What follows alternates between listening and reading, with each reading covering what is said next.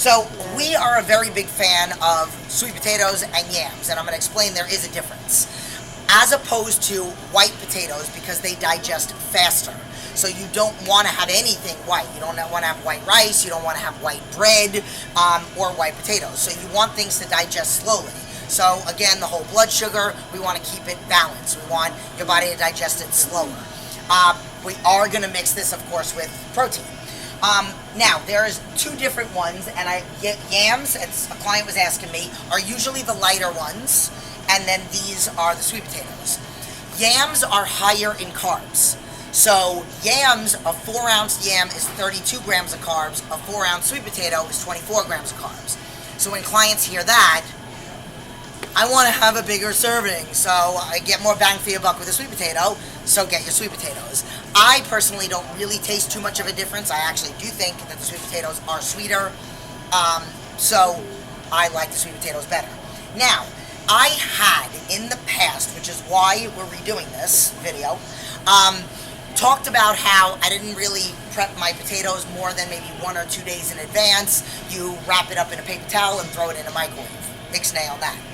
You can prep potatoes for the whole entire week. So we're actually going to do another video right after this where I'm going to show about how you do that. Now, as we were talking about with fruit, how you have to put it on the scale, you have got to weigh this, and you have to weigh it before you cook it. So I had a client once, I have a private group, and I found out that this was happening, and this had affected, like, maybe a client will plateau, maybe, and we make some food changes, and then boom, everything is good. But maybe it could be something else. So there was a time that this client had plateaued, and then I'm like, okay, let's make some food changes. And then the next week she was down, but it was a smaller number. So basically what happened was, she posted, if you need to get by, we can move out of the way. Okay. So in my private group, she posted, which I automatically, when it's in a private group, I got notified, and it said, you know it's going to be a good day when you hit the nail right on the head. And it was a cooked sweet potato on the scale, and it said 4.0. I text messaged her, and I said, take that picture down real quick. And then I asked her, is that how you've been tracking? Have you been weighing it afterwards? And she said, yes. So I said, okay, all this time you've been thinking that you're eating 4 ounces when you're probably eating 5, 5.5. It depends on how much you cook it. So you are weighing it afterwards, and that's not accurate. So you always want to weigh it before. Now, let's just say if you are making it in the microwave, it's hard to do that and then hit it up. Like, you have to cut it, and then you got this wasted piece. So that's why I've started with the whole chopping it up into cubes or making it into French fries. So what you do is you peel these, and you can keep the skin on. A lot of the nutrients are in the skin. And then you chop it up into the same size, either cubes, or if you've got knife skills, which I don't, so I don't even know how this video is going to come out.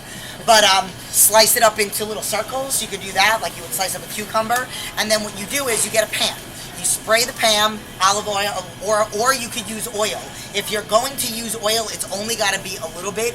I like for clients to use the spray pan. So you got the aluminum foil, you got the spray pan, boom, you chop it up. You have to weigh it. So you put it on the scale, okay, I'm at 4 ounces. You put it on the corner of the pan. Now you either make a mock bowl out of another small piece of aluminum foil, or you get a piece of aluminum foil and you roll it and you section it out. There's section 1. And you make 6 or 7 sections of your sweet potatoes, and you bake it in the oven.